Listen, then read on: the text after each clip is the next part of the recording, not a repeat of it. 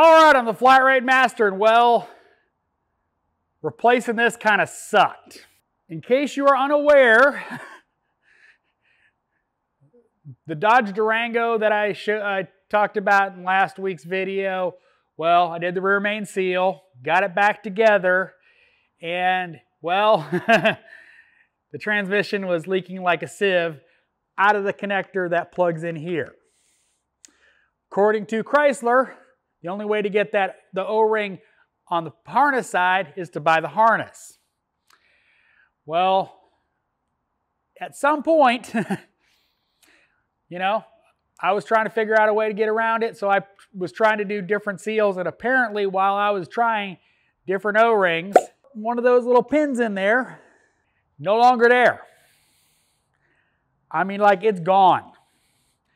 So, transmission was in limp mode, immediately set a solenoid number 2 code, and I got to replace this for free because, you know, I broke it. FYI, the parts are available. You just have to spend a little time searching around. Mercedes-Benz, by the way. The insert that plugs in here is actually available through Worldpac. And the O-ring, you can get the connector side of it, you know, $25 O-ring, because I didn't repin it, I just put a new O-ring on it. Fixed the leak, by the way, but this sucked.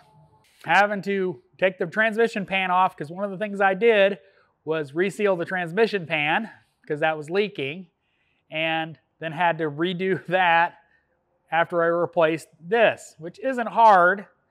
You know, it's just dropping the valve body down, putting everything back in the way it was supposed to be, torquing everything to spec, but it still sucked. Stupid mistake. I made it.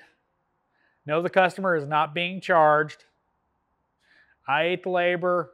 I ate putting this in. The shop's eating the part.